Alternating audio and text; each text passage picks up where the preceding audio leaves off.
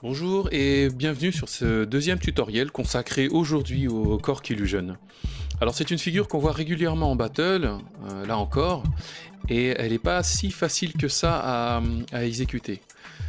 Alors cette vidéo se partage en trois parties. Première partie très courte, les prérequis, ensuite des exercices et ensuite des conseils pour améliorer la figure. Je ne saurais trop vous conseiller de bien vous échauffer et bien vous étirer les jambes avant de commencer justement à effectuer le Cork Illusion.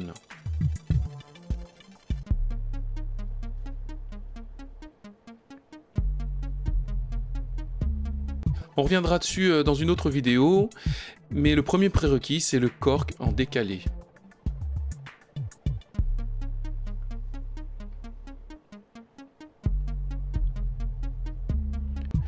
Ce que j'appelle tout simplement l'étoile de mer, c'est le mouvement de l'illusion par terre. Alors, il faut bien faire attention à une chose, notez que la jambe qui fait l'illusion part vraiment du sol. C'est un exercice de motricité qu'on peut faire tout simplement. Ensuite, je rejoins les jambes et j'utilise justement le fait d'avoir rejoint les jambes pour terminer ma rotation. Voilà ce que ça donne en vraie vitesse.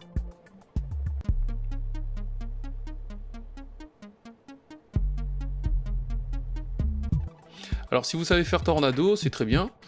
On va faire ce tornado. On va tâcher d'avoir la jambe tendue. Donc voici ce qu'est un tornado. Mais cette fois-ci, la jambe de frappe va rester tendue mais orientée vers le sol. Voilà. Et dernière astuce pour pouvoir gagner de l'amplitude, c'est d'envoyer la hanche lorsque j'ouvre la jambe. Voilà ce que ça pourrait donner. Là encore, on travaille la motricité.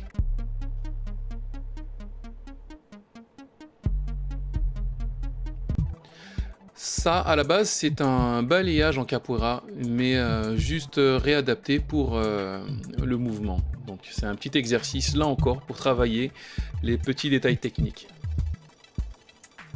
Tout simplement. Alors, on peut faire varier les plaisirs en ne posant pas la jambe, justement. Donc là, ça permet de travailler toute une petite série de muscles qui vont être nécessaires pour effectuer la figure.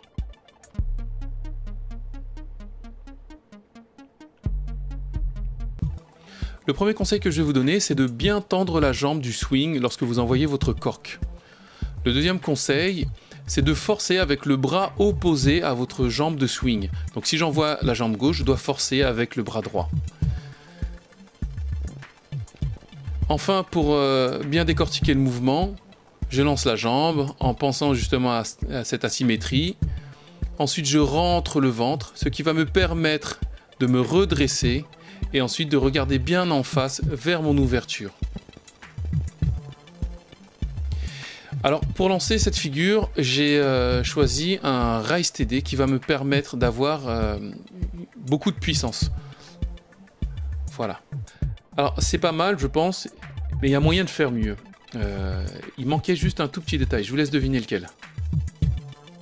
Alors est-ce que vous avez vu ce détail? Alors le détail qui manque, pour ceux qui n'ont pas vu, c'est la hanche. Il ne faut pas hésiter à envoyer la hanche pour bien donner de l'amplitude au mouvement. Voilà ce que ça donne.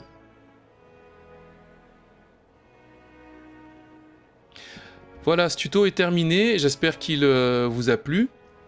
N'hésitez pas à laisser des commentaires en bas. Et voilà, j'ai encore quelques tutos sympas à vous proposer et ils vont arriver d'ici une semaine ou deux. Voilà, donc ne vous inquiétez pas, ça vient très vite. Si vous avez des figures aussi à me proposer justement pour que je puisse vous expliquer voilà, comment les faire, pour que je fasse des tutos dessus, n'hésitez pas aussi à les mettre en commentaire. Voilà, ben, je vous dis à dans une semaine. Ciao les gars!